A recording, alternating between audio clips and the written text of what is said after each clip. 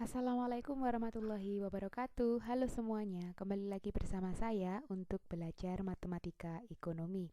Pada video kali ini kita akan belajar tentang pengaruh harga batas maksimum terhadap kesejahteraan. Nah ini, kenapa ada penetapan harga batas maksimum ya kira-kira? Jadi gini, jika harga suatu barang dianggap terlalu tinggi oleh pemerintah, maka pemerintah akan mengeluarkan sebuah kebijakan yang dinamakan dengan kebijakan harga batas maksimum terhadap barang tersebut. Tujuannya adalah untuk membantu sebagian konsumen yang tidak mampu untuk membeli barang tersebut. Nah, harga batas maksimum ini nanti berada di bawah harga keseimbangan, sehingga produsen itu tidak bisa menjual barang dengan harga melebihi dari harga yang telah ditetapkan oleh pemerintah. Kemudian, di harga batas maksimum ini ada nilai surplus konsumen dan surplus produsen. Nah, ini kurvanya. Jadi sebelum penetapan harga batas maksimum di sini garis atau kurva dari harga batas maksimum adalah garis yang berwarna merah ini. Ini ada tulisannya P max, P itu harga ya. Harga batas maksimum. Nah, sebelum penetapan itu surplus konsumen itu adalah A, B, C. Segitiga yang atas ini ya. Jadi ini ada rangkumannya. Kemudian yang produsen D, F, G. Tapi setelah dikenakan harga batas maksimum, surplus konsumen maupun surplus produsen itu berubah. Jadi yang surplus produsen itu menjadi A, B, D. Jadi ada luas trapesium ini. Kemudian yang surplus produsen itu tinggal G, yang segitiga kecil. Nah, berarti nanti ketika diminta untuk mencari surplus konsumen maupun surplus produsen, maka yang kita lakukan adalah mencari area atau bidang dari surplus konsumen maupun surplus produsen masing-masing. Tergantung nanti pertanyaannya bagaimana. Nah, untuk contoh soal, fungsi permintaan dan penawaran dari suatu produk adalah PD sama dengan 60 dikurangi 3H dan PS-nya 2H plus 15. Jika pemerintah mengenakan harga batas maksimum sebesar Rp27 dari produk tersebut, tentukan yang pertama kita harus menggambar kurvanya dulu ya. Jadi setelah digambar kurva, baru kita bisa menentukan nilai surplus konsumen maupun surplus produsennya. Jadi ada ini yang nomor 2, surplus konsumen produsen sebelum penetapan. Kemudian diminta juga untuk mencari surplus konsumen dan produsen setelah penetapan harga batas maksimum. Nah, untuk pembahasannya, jadi langkahnya yang pertama, karena kita diminta untuk menggambar kurva, berarti kita buat dulu tabel pertolongan seperti biasanya ketika mau menggambar kurva ya. Untuk PD-nya 60 dikurangi 3H, kita misalkan yang pertama kalau H-nya kita ganti 0. Berarti ini kita ganti 0 ya, 3 kali 0, 0, 6 kurangi 0, 60 kurangi 0, 60. Berarti nilai P-nya 60. Kemudian kita ganti P-nya menjadi 0. Ininya sekarang yang 0. Berarti kan menjadi 0 sama dengan 60 dikurangi 3H. Nah, dari sini kita ketemu nilai H-nya 60 dibagi 3, 20. Jadi nanti kalau nggak bisa langsung seperti ini harus kalian coret-coret sendiri ya di kertas coretan. Kemudian untuk PS-nya 2H ditambah 15, H-nya kita ganti 0. Berarti ini 2 kali 0, 0, 0 tambah 15, 15. Nilai P-nya berarti 15. Nah, setelah itu kita ganti sekarang P-nya 0. P-nya ini yang 0. Berarti kan 2H ditambah 15 sama dengan 0. Berarti nilai H-nya min 15 dibagi 2, min 7,5. Nah, baru kita gambar. Jangan lupa ini H yang ke atas P. Ini tadi di sini ada P yang nilainya 60. Kemudian ada P yang nilainya 15. 60 pasangannya sama 20. Sini kita hubungkan ya. Ini adalah PD sama dengan 60 dikurangi 3H. Kemudian PS-nya tadi ini ada misalnya min 7,5. Kita hubungkan ke sana. Ini adalah PS sama dengan 2H plus 15. Kemudian tadi harga batas maksimumnya yang ditentukan adalah 27. P-nya 27. Saya tulis di sini ya, P max-nya 27. Berarti kita garis saja di situ. Misalnya dengan warna yang lain. Di sini ada 27. Sini ya. Nah, ini adalah P max. Nah, sebelum kita masuk ke surplus konsumen maupun surplus produsen, kita harus tahu titik-titiknya dulu ya. Masing-masing titik-titik di sini itu nilainya berapa agar nanti mudah ketika mencari surplus konsumen maupun produsen. Karena kita nanti menghitung luas ya. Jadi ini kan ada titik perpotongan di sini ya. Ini ke sini berapa, ini ke sini berapa. Jadi tugas kita adalah yang pertama mencari keseimbangannya dulu.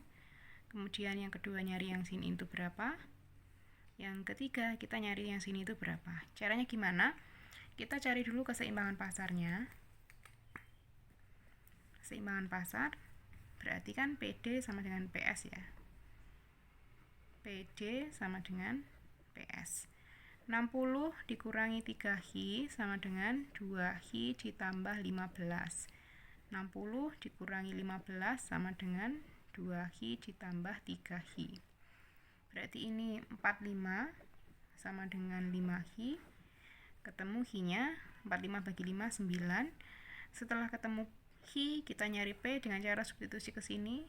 Berarti 2 kali Hi-nya ganti 9 ditambah 15, berarti 2 kali 9 itu 18. 18 tambah 15, 33. Berarti di sini nilainya 9,33. Berarti yang ke sini itu 9, yang ke sini itu 33. Nah, selanjutnya kita nyari yang kotak-kotak ini, yang warna hijau ya. Jadi gimana caranya? Yang pertama, nah ternyata titik ini itu berpotongan dengan garis PS sama dengan 2Hi plus 15. Nah, ini kan nilai Hi ya. Kita mau nyari Hi-nya dari PS 2Hi plus 15. Nah, 27 kan juga berpotongan di sini di titik yang sama juga ya. Jadi kita misalkan ini kan P. Garisnya ini. P sama dengan 2Hi plus 15. P-nya kita ganti 27 ya, karena ini nilai P. Sekarang kita mau nyari Hi-nya, nyari yang kotak ini nilai Hi ya. Berarti 27 dikurangi 15 sama dengan 2Hi. Nah, 27 dikurangi 15 itu nilainya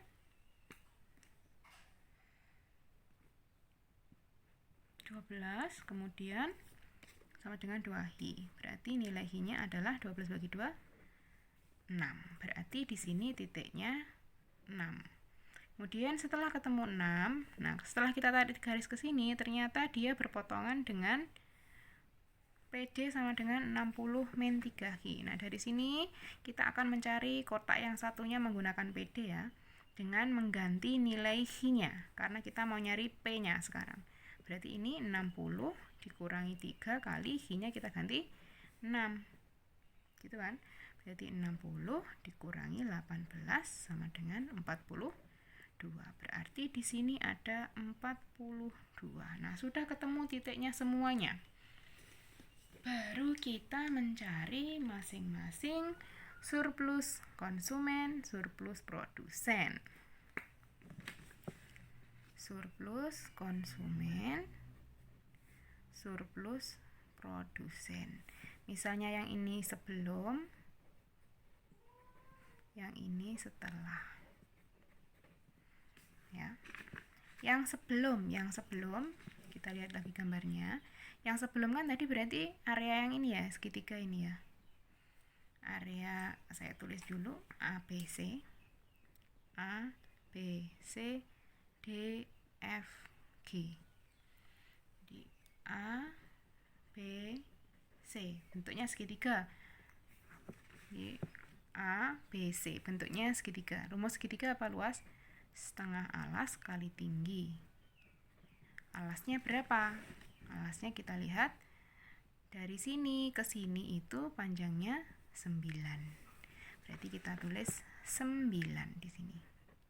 Kemudian tingginya berapa? Dari 33 ke 60 itu berapa?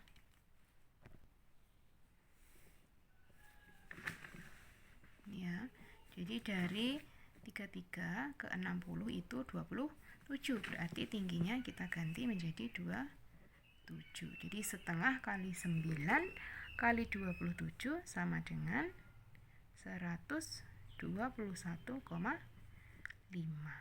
Kemudian yang surplus produsen. Nah, yang ini segitiga yang DFG. DF ditambah F ditambah G sama segitiga juga, setengah alas kali tinggi. Alasnya berapa? Alasnya sama nih kan, sampai sini ya. Alasnya 9, tingginya sekarang, tingginya diperhatikan dari 33 ke 15 ya, dari 33 ke 15 berapa? 33 dikurangi 15 itu 18 ya, 18. Nah, hasilnya adalah setengah kali 18, 9 kali 9, 81. Ini yang sebelum ada penetapan harga batas maksimum. Sekarang kita cari yang setelah penetapan harga batas maksimum. Berarti untuk surplus konsumennya berubah menjadi A ditambah B ditambah D. Bentuknya trapesium. Rumusnya trapesium adalah setengah jumlah sisi sejajar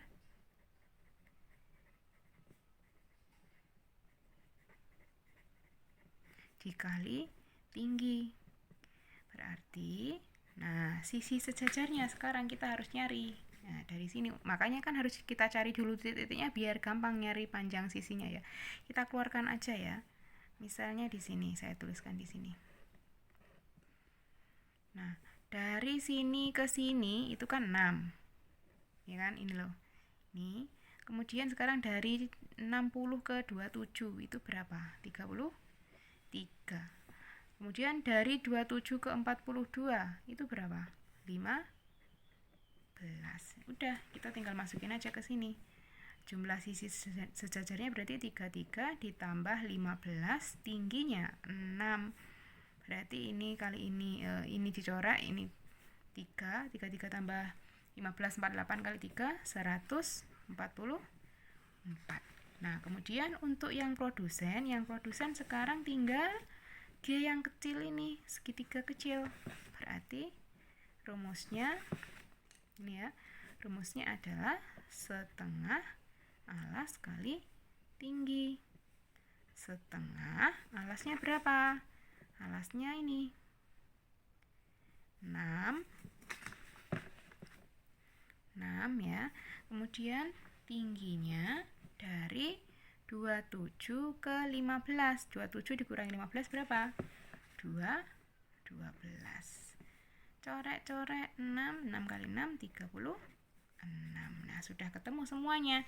Jadi surplus konsumen sebelum 121,5, yang produsen 81, kemudian setelah penetapan harga batas maksimum, konsumen lebih tinggi daripada produsen, 144 miliknya konsumen, yang 36 miliknya produsen. Nah, itu tadi contoh soal untuk penetapan harga batas maksimum. Mungkin karena ini agak panjang pengerjaannya, mungkin ada beberapa yang belum paham ya. Nanti kita akan membahas kembali soal ini, kita diskusikan kembali di grup. Jadi nanti akan saya kirimkan file pengerjaannya ini nanti ya. Sekian untuk video pembelajaran kali ini. Semoga bermanfaat. Terima kasih. Assalamualaikum warahmatullahi wabarakatuh.